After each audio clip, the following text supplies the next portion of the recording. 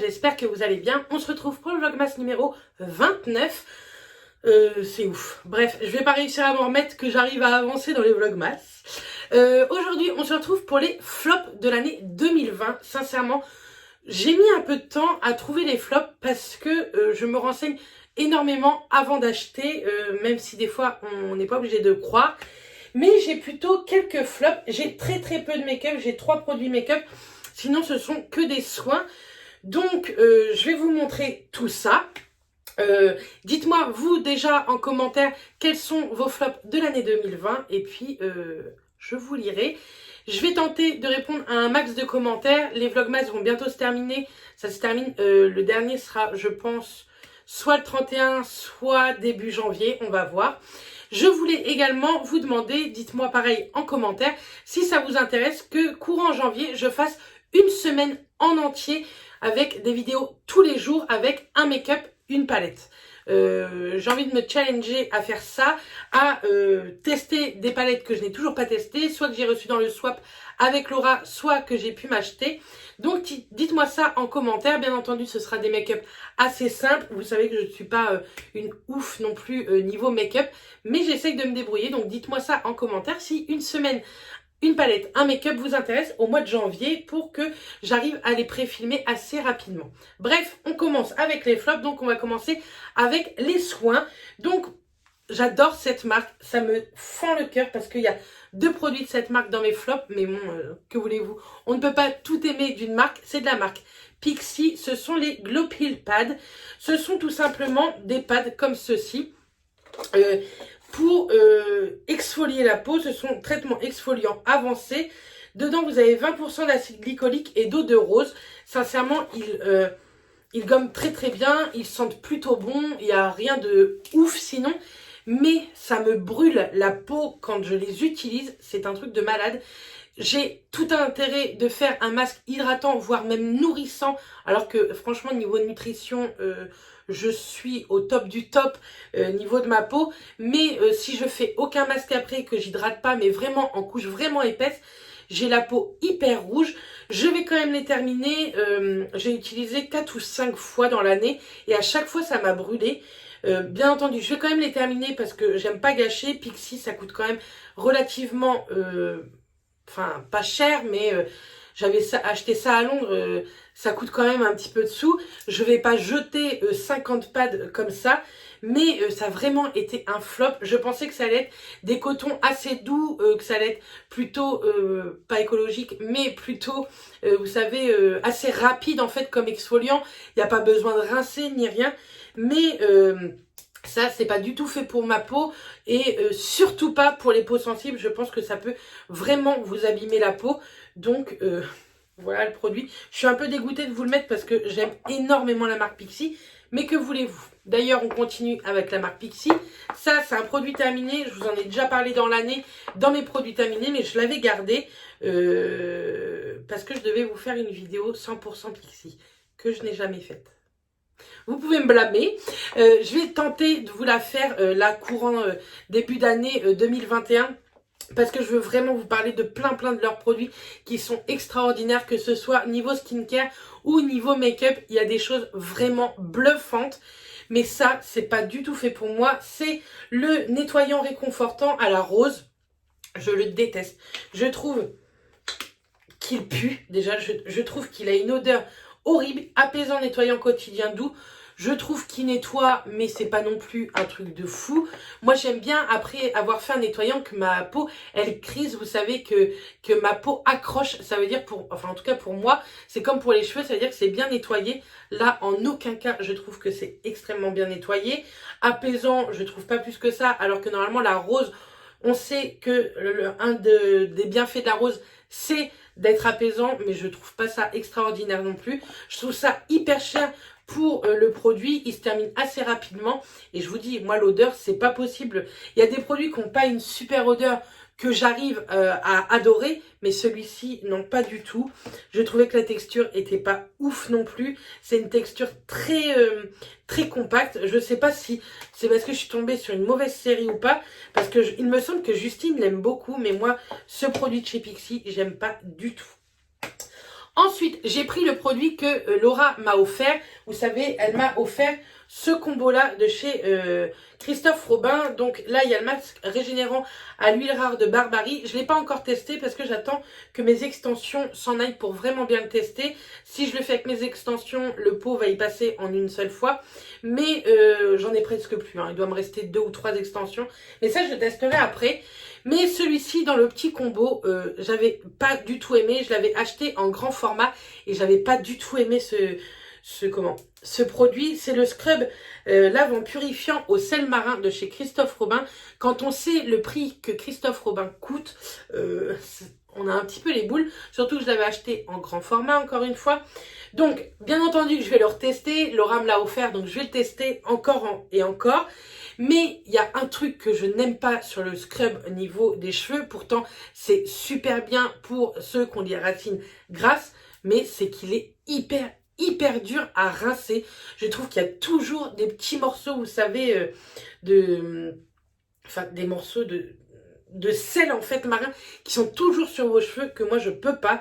J'ai l'impression que ça me dégoûte et à utiliser pas non plus tous les jours mais une fois par semaine voire tous les 15 jours parce que ça arrache au niveau du cuir chevelu. Je dois avoir le cuir chevelu assez sensible. C'est pas vraiment un produit fait pour moi. Je vais le retester pour faire honneur quand même à Laura parce que elle a mis de l'argent dedans. Mais je vais essayer d'y aller avec un autre a priori, de pas trop penser à mon flop. Mais pour ma part, ça n'a pas été un top de l'année 2020. Mais bon, tant pis, je vais le retester. Merci encore beaucoup Laura pour tout ça. Ensuite, toujours niveau cheveux, de la marque Nux. Vous savez que j'aime énormément la marque Nux. C'est une marque qui font de très très bons produits soins. Mais celui-ci, c'est le shampoing douche après soleil. Je l'avais acheté pour partir à Marseille pendant les 3 semaines, 1 mois de vacances là-bas, au mois de septembre-octobre. Je l'avais acheté parce que je sais qu'on allait aller beaucoup à la piscine, à la mer, le soleil, etc. Je pensais que ça allait être plutôt sympa. C'est aux fleurs d'eau et de soleil. Corps et cheveux, il faut l'utiliser sur le corps. Sur les cheveux, je trouve que ça assèche les cheveux alors que au contraire, ça devrait les nourrir puisque avec le sel de la mer, le chlore, le soleil, vos cheveux sont beaucoup plus secs. Mais alors ça, je trouve que ça me les a asséchés encore plus. Ça emmêle les cheveux, un truc de dingue. Par contre, bien sûr, ça sent trop bon. Moi, je l'ai terminé, alléluia, parce que j'en pouvais plus. Mais je sais qu'il m'en restera, qu'il m'en reste en backup et j'utiliserai sur le corps parce que au niveau shampoing, c'est vraiment pas fait pour moi. Maintenant, dites-moi si vous l'avez testé et si vous l'avez apprécié au niveau des cheveux. Mais au niveau des cheveux, pour ma part, ça les a trop asséchés. Donc non, je n'ai pas du tout aimé ce produit. Ensuite, de la marque DHC, c'est le nettoyant pour visage, l'huile, vous savez, démaquillante. Donc, il m'en reste vraiment très peu. Pareil, je vais la terminer, mais je trouve qu'on en fait beaucoup d'éloges pour ce que c'est. Je trouve que c'est hyper cher. Moi, je l'avais eu en petit format. Il me semble que je l'avais eu dans mon calendrier de l'Avent avec Justine l'année dernière. Et sincèrement, je trouve qu'elle démaquille pas de ouf. Il reste toujours plein de résidus, surtout au niveau des yeux et du mascara, alors que j'en ai d'autres qui sont extra. Le beurre démaquillant de chez Clinique que j'aime d'amour, je pense que ça c'est un produit que je me rachèterai également. Démaquille extrêmement bien, mais ça, je trouve qu'il y a toujours des résidus. Ça laisse un voile sur les yeux. C'est quelque chose que je déteste, avoir le voile, vous savez, de voir trouble quand je me démaquille. C'est pas un truc que j'aime beaucoup. Donc ça, je vous la conseille pas. Maintenant, si vous voulez la tester, testez-la comme ceci, en format voyage. Achetez pas le gros bidon, quoi, au départ. On a de la chance maintenant d'avoir des formats voyage pour tester. Et ça, c'est plutôt cool. Ça nous évite de beaucoup plus grosses dépenses. Mais ça, non, j'aime pas vraiment. Je vais la terminer parce qu'il m'en reste très peu. Je pense qu'il m'en reste pour 2-3 utilisations. Mais non, c'est pas du tout fait pour moi ce genre. En tout cas, cette huile démaquillante parce que moi, je me démaquille exclusivement à l'huile démaquillante. Quand j'utilise ça, vous pouvez être sûr que je suis obligée d'utiliser après, vous savez, un démaquillant biphasé pour les yeux qui est top. D'ailleurs, celui de chez L'Oréal est vraiment très bien. Je l'ai testé cette année, je l'ai acheté cette année et il est vraiment plutôt pas mal. Ensuite, c'est un flop, mais c'est un mi-flop. En fait, j'aime énormément tout ce qui est soins, testés, etc. De la marque Clinique, je mets le Black Heat Solution. C'est l'extracteur point noir auto-chauffant. Ce que j'adore, c'est que vraiment, vous mettez, en fait, vous mettez le produit qui a là, vous en mettez une bonne couche au niveau des points noirs. Donc moi je le mets exclusivement sur le nez et sur le menton et là au niveau entre les deux yeux quoi. Ça chauffe réellement, je trouve ça hyper ludique, mais je vois pas le truc. Après il faut que vous frottiez avec cette petite brosse, vous savez, en silicone là. Mais je trouve pas que ça enlève les points noirs. Je trouve que ça fait plutôt un effet exfoliant, mais pas du tout extraction de points noirs. J'ai pas vu vraiment une réelle différence, à part que ma peau était plus douce, mais niveau points noirs, j'en avais toujours. Maintenant, je l'utilise toujours parce que je trouve que en petit exfoliant, plusieurs fois par semaine, il est plutôt cool. Il agresse pas du tout la peau. Clinique est une très bonne marque de soins, une excellente marque de soins. Je pense que je vais me tourner beaucoup plus vers cette marque dans l'année, une fois que j'aurai testé tous mes produits Kiehl's. Mais ouais, en fait, je l'aime beaucoup pour une exfoliation, mais pour une exfoliation, c'est hyper cher le petit tube. Par contre, je le déteste en tant qu'extracteur de points noirs, on va y arriver. Mais je trouve que c'est un peu de la pub mensongère, si vous voulez, parce que je trouve pas qu'il enlève réellement les points noirs, quoi. Maintenant, c'est un très bon, si vous avez une peau grasse, etc., je pense que c'est un très bon exfoliant quotidien, on va dire. Je trouve pas qu'il soit hyper abrasif. Bon, maintenant, c'est très cher le petit tube pour une exfoliation quotidienne, quoi. Ensuite, toujours niveau soin, c'est le dernier soin. Donc là, je vous en montre un tout neuf, mais je vais le vendre sur Vinted, sincèrement, parce que je le trouve nul. C'est de la marque Nair, c'est le beurre de cire. Vous savez, en fait, c'est de la cire que vous chauffez un tout petit peu, mais qui reste en beurre, qui n'est pas du tout liquide. C'est une catastrophe. Je trouve que ça colle, je trouve que ça n'enlève rien du tout. J'ai voulu faire mes jambes, ça a été une catastrophe. Je me suis fait extrêmement mal aux jambes parce que j'arrivais même pas à enlever la cire. Il y en avait partout sur mon sol de salle de bain, j'en avais partout sur les mains. Enfin, vaut mieux de la cire liquide, sincèrement. À l'intérieur, vous avez des petites bandes, des lingettes et le pot de cire. Je crois que celui-ci, c'est le 9. Et encore, non, je pense pas en fait. Vous voyez? Je trouve ça catastrophique. Il colle, même la boîte colle. Enfin, c'est vraiment pas fait pour moi. Maintenant, dites-moi si vous avez testé. C'était une nouveauté que Nair a sorti en 2020. Mais je trouve pas ouf. 100% cire d'origine naturelle. 5 ingrédients dont du beurre de karité. Il est vegan. Enfin... Bref, il a beau être comme ça, je le trouve pas extraordinaire. Au contraire, j'ai enlevé aucun poil avec. Je pense que je me suis plutôt arraché la peau avec.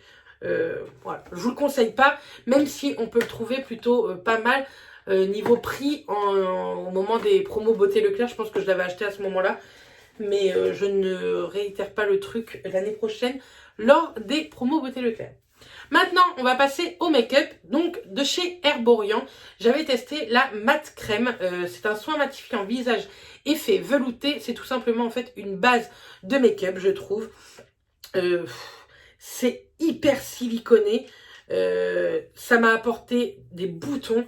Je trouve que ça pénètre, mais que ça laisse toujours un voile un peu humide. Ça m'a donné...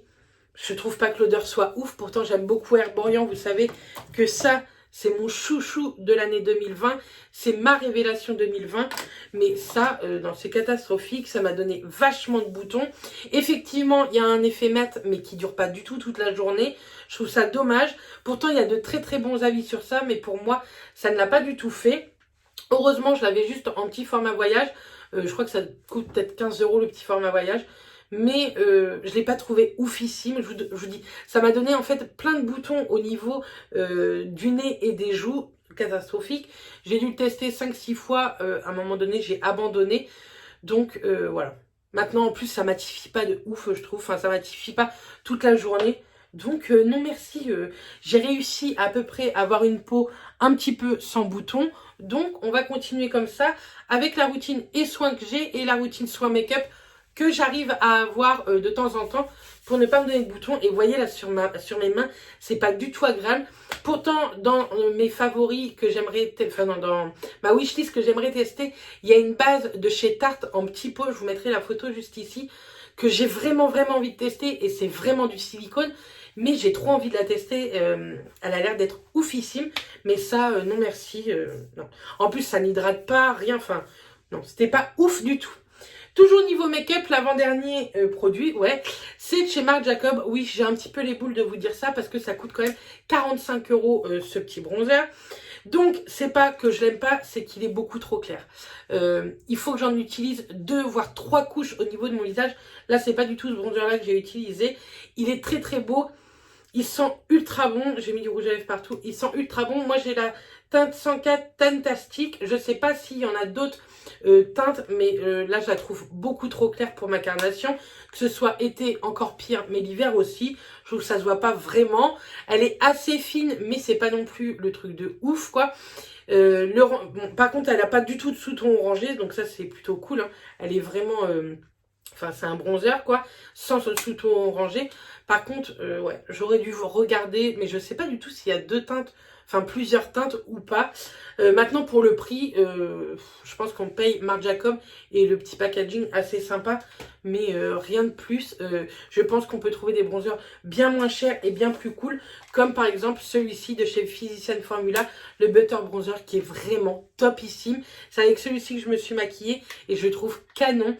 Je trouve qu'il est hyper fin, qu'il est bien marqué, qu'il n'a pas de sous-ton orangé. Il est trop sympa. Et pareil, il sent ultra bon, il sent presque plus la noix de coco que celui de Marc Jacob.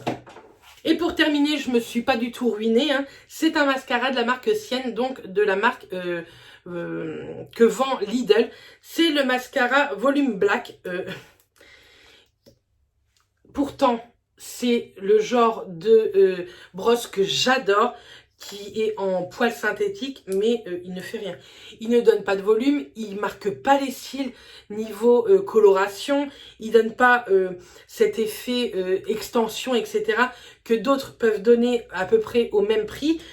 Chez Action, vous pouvez trouver celui-ci qui est vraiment top de chez Top, c'est le Studio Lash 3D Volume Mythique Mascara. Celui-ci pour 1,99 €, je vous le conseille réellement.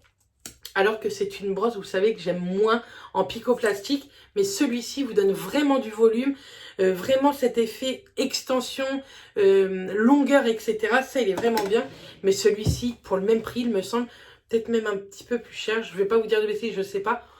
C'est pas ouf, quoi. J'ai l'impression qu'il n'y a pas de matière sur le mascara. Je pense que... Enfin, je sais pas, il est trop liquide. Le produit, je pense, est trop liquide à l'intérieur, alors que je l'ai laissé vieillir des mois et c'est toujours la même chose. J'ai tenté de le réessayer avant de me maquiller aujourd'hui pour voir quand même si je me trompais pas dans mes flops. Non, je me trompe pas, c'est catastrophique. Il ne met même pas de produit sur les cils, et le peu qu'il met, ça ne sèche pas en fait, tellement que c'est liquide. Donc ça, je vous le conseille pas. Heureusement, c'est pas un flop qui m'a coûté des dizaines et des dizaines d'euros, mais bon, c'est quand même un flop de l'année 2020. Donc voilà, vous voyez, j'ai pas tant de flops que ça en 2020, je suis plutôt fière de moi. Ça veut dire que j'achète en réfléchissant, et souvent ce que j'aime pas trop non plus, ce que j'utilise le moins, j'essaye de le revendre sur Vinted. Donc je vous remets mon Vinted ici au cas où, puisque le 30 demain, ou ouais, le 30 ou le 31, je vais remettre quelques, que ce soit vêtements ou make-up sur le site, enfin sur ma page Vinted à très peu cher. Donc voilà, bref, en tout cas j'espère que cette vidéo vous aura plu. N'hésitez pas à me dire en commentaire, vous, quels sont vos flops, et on sait jamais quels peut-être pour vous sont des tops dans mes flops. Donc voilà, et dites-moi pour la semaine, une palette, un make-up au mois de janvier, ça me ferait réellement plaisir de vous faire ce genre de vidéo. Bref, moi je vous envoie plein de bisous, je vous dis à très vite, et d'ici là, portez-vous bien. Bisous.